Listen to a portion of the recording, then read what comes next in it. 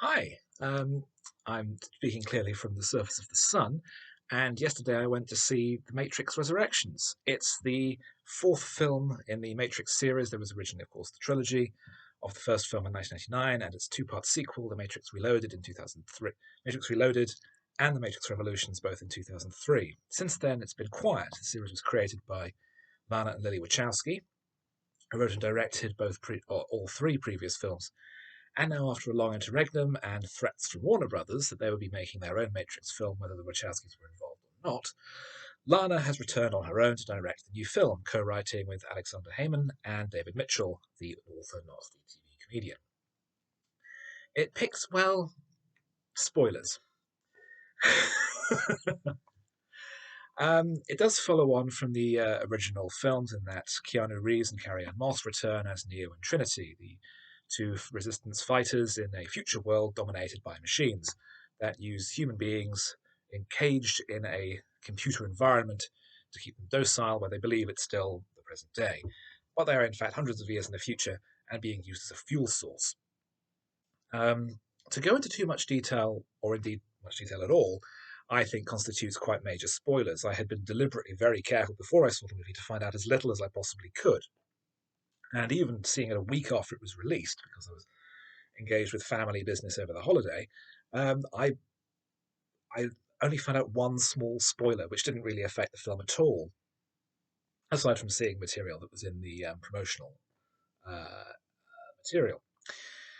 So, the two sequels have a reputation for being quite poor and borderline incomprehensible. I rewatched them earlier in the year, and I found them to be not great, but clearly pushing in an interesting direction.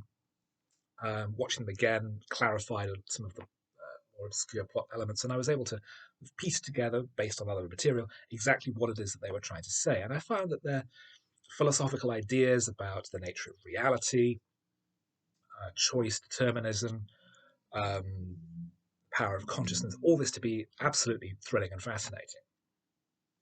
In the new film, all of that is being carried over as well.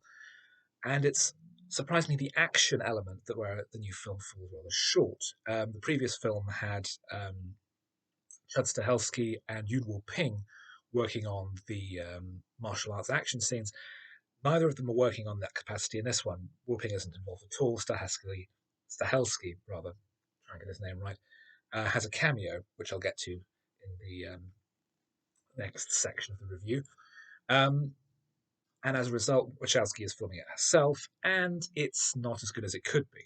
However, the philosophical element of the film, the relationship element of the film, because this is a film built much more than any of the previous ones about the central Neo Trinity relationship, is totally engaging, totally thrilling. Keanu Reeves is absolutely terrific. It's his best performance in the series and one of his best performances, I think, of his career. This very complex, layered portrayal of Neo and his original regular alter ego, Thomas Anderson, I think is there's so much to it that he's living in two different worlds at the same time. He's trying to reconcile different feelings about these different concepts. Um, the, the early part of the film is much more action light, and it's much more of a science fiction drama or a philosophical drama rather. And while I was watching, I thought, I'd be quite happy if there isn't much action in the movie at all, and it just carries on like this, because I was totally engaged, excited by something really different and challenging, totally different from anything that I had expected. Um, then it moves into a more conventional um, line in the second half of the movie, but it's still coming up with fresh twists. It's pushing the mythology of the series forward, um, new characters, new ideas. It's not just the same thing again. It's not just the Matrix Part 4. It is a new step, a new iteration of the Matrix series. As I say, this film was going to happen regardless of whether or not either of the Wachowskis were involved. So the fact that Lana really put herself into this and after was motivated after the deaths of her parents to bring back from the dead, rather, the characters of Trinity and Neo, and to give them this story. I think it's a film that's made with love and care and compassion and genuine love of the characters, more so than any of the previous movies. It's a much more emotional film, but the emotion is baked into the concept of why the story works. And it really demonstrates, I think, Wachowski's great skill, alongside that of her sister, of being a great filmmaker, sometimes struggles to find the right material, but who has fantastic instincts and now has directed a third, after the original Matrix and Cloud Atlas, a third fantastic film. Spoiler section. Um, there's much talk earlier in the film about um, since in this new iteration of the Matrix, Thomas Anderson is a video game designer who achieved great success with the trilogy of Matrix video games, and now his company's parent company, Warner Brothers, want him to produce a third film in this, a fourth game in the series. And there is a huge amount of discussion about the nature of creativity, of um, reworking material, turning the world into a commodity, into packaging it into something that is easy and digestible and simple.